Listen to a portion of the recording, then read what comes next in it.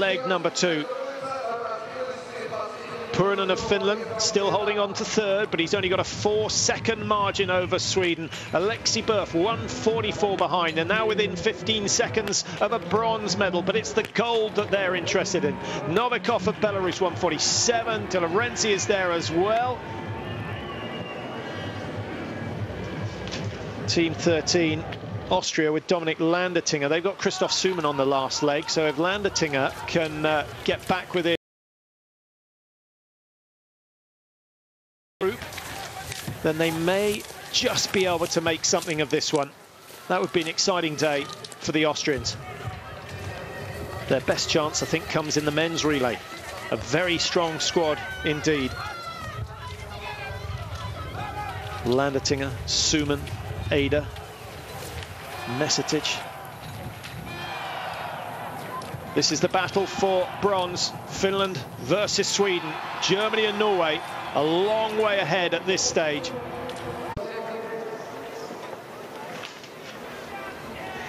Well, there you see the top 10 positions.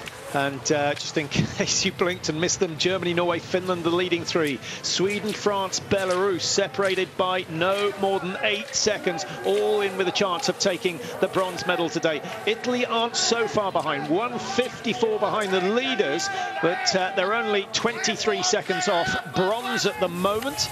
And Austria right on their tails. Russia are up to 9th, but bear in mind they were down in 21st position after the first leg. It was a disaster for Russia. They've already done 3 penalty loops, and to give them credit, they're coming back up through the rankings very, very quickly indeed. Yevgeny Ustikov has had a sensational run so far, and he's put them back into the top 10. Even Sherazov, who's a cool customer under any conditions, he'll be able to cope with the pressure of the World Championships in front of his home fans, and he takes leg number 4 for Russia. But their chance of starting the championships with a gold medal have long gone.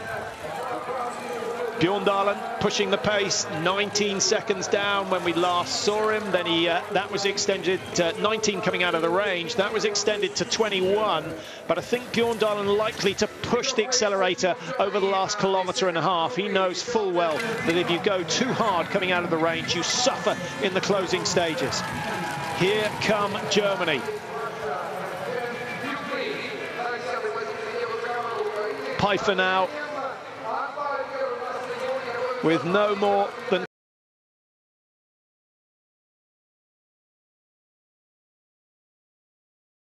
(2006), really the man that made the link between the Germany of old with Fischer and Luck and Gross and Sendel.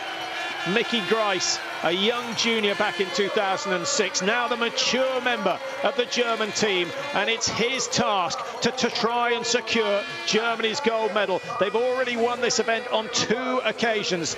They won in 2008, they won again last year on these tracks. They're looking to make it 3. Norway have never won it, and they're currently lying in 2nd position. What will the margin be?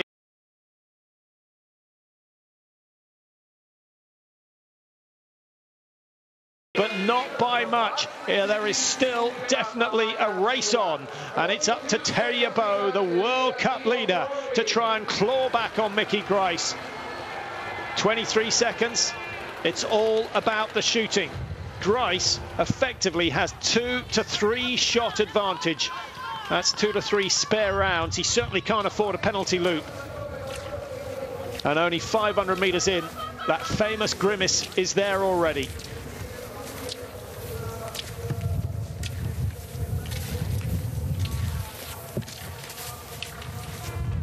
Well, Mickey Grice, who really shone in 2006, as I mentioned, and interesting to hear him say that the most important race of his life was the pre-Olympic individual that he went on to win. That was his first World Cup win in 2005.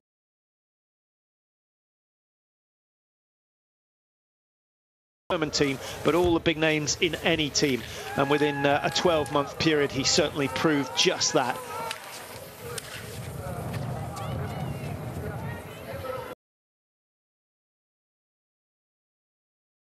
Weather conditions, and it's made some very brittle snow crystals indeed, so the ski conditions, they're good, but they're slow and hard work.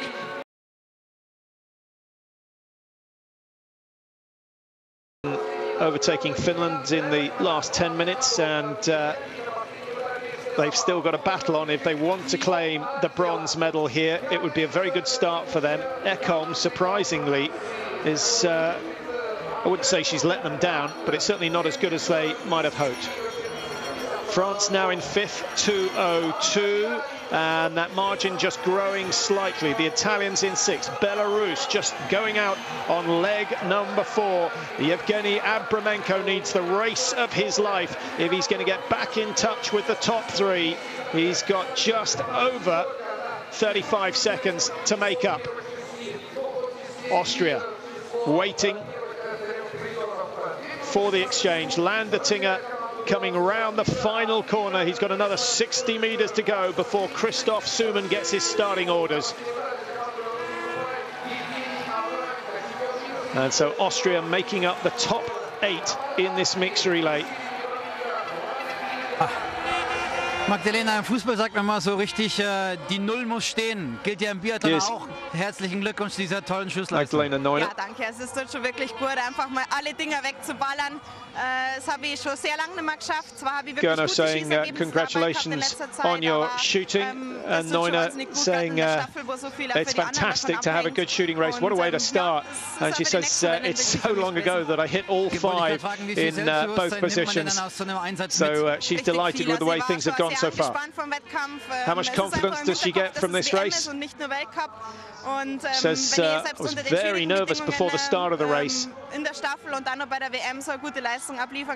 She says conditions are quite tough, and the pressure that you feel in a relay is immense, so she's delighted and feels that that's a good sign for the rest of the championships. Well, if it's a good sign for Neuner, that means she could well clean up this year. It's a distinct possibility. Remember, in the Olympic Games, she decided to pull out of the relay, having already won herself 2 golds. And much criticism from the German press, but I think nowadays they start to understand what it's all about. Neuner likes to enjoy life, and she just found the pressure from the press, the overall circus that followed around after her victories. She just couldn't cope with it, and she needs to get away. Well, Great Britain's still in this one. They've now been overtaken by Mickey Grice of Germany, so that may be the end of their day.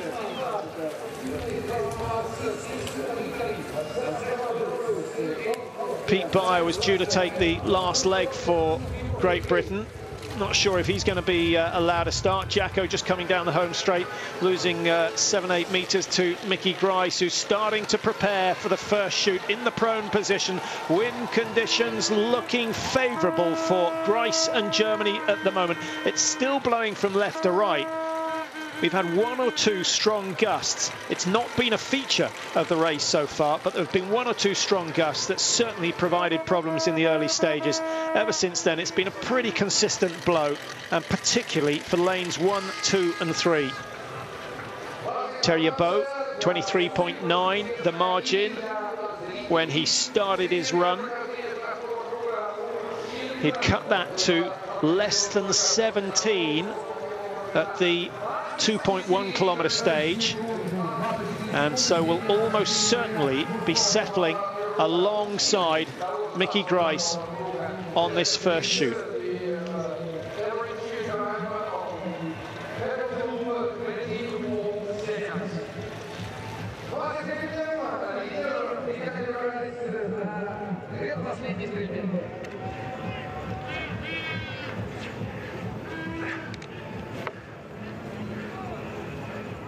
Well, the good news for the British is that Pete Beyer has been allowed to start the final leg. Now all he's got to do is stay ahead of Mickey Grice. Well, he's got to hope that Mickey Grice misses a few more targets. That's 3 of the 4 so far, and a chance for Terje Boe just to close it down. Pressure mounting. The penultimate shoot.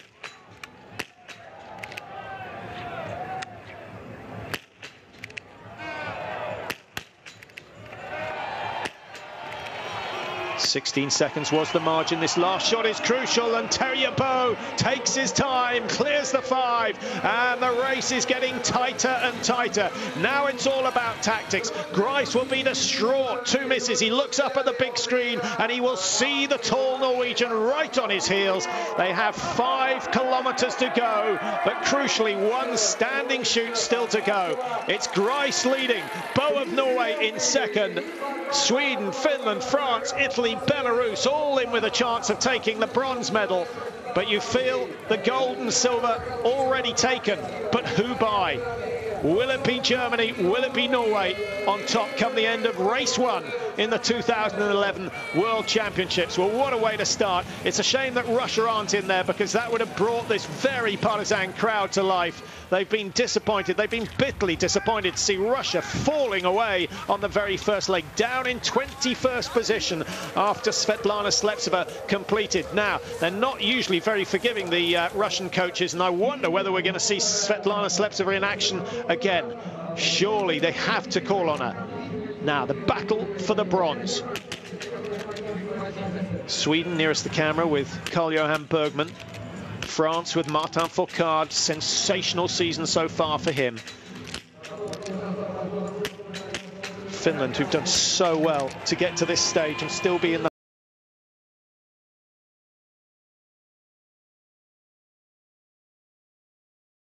didn't want 2 misses.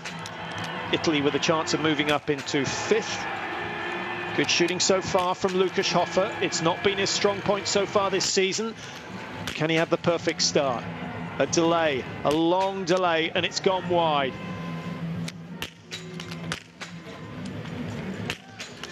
So just 1 mistake. Very quick reharnessing of the rifle from Lukas Hofer. There's no doubt he's going to be a star in the next few seasons, but he does just need to improve the shooting by a small percentage. 4-5% will see him competing for podium positions on numerous occasions. Christoph Suman in lane 7 for Austria. And here we have a crucial move with Norway going ahead of Germany for the first time since leg number 2. And it's Theriault, the World Cup leader, who is out skiing Mickey Grice at the moment. Now, there aren't many more tenacious characters out there on the course or the tour than Mickey Grice. He won't let Bo go without a fight. 2 spares for Suman to keep Austria in 8th position. The Russians have been stagnating in 9th for the last 20 minutes or so. Even Sherazov. No. The stands vibrating with groans as they see another 2 targets missed. It's a familiar story. Having said that, Russia's Yevgeny Ustikov deserves some credit for hitting all the targets. Now, a top 5 might be acceptable, but they're a full minute off 5th position at the moment, so it's got to be something sensational from Ivan Sherazov on the last shoot.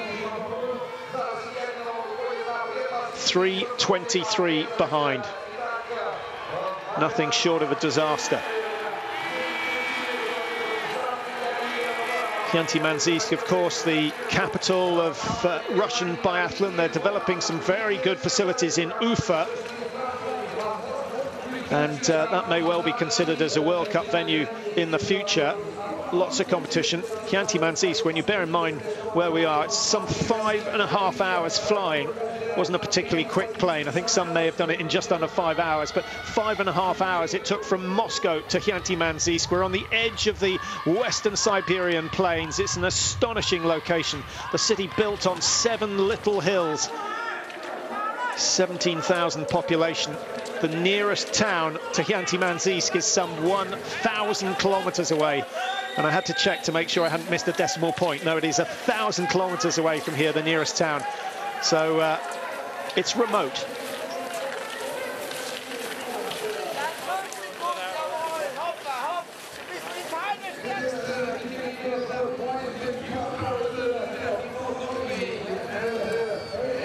Familiar style of Mickey Grice as he works his way round the tracks. Already he'll be starting to think about the standing chutes as he comes up into the stadium for the penultimate time. Terje Boe has broken away and opened up a lead of some 25-30 metres. Possibly he's earned himself one time.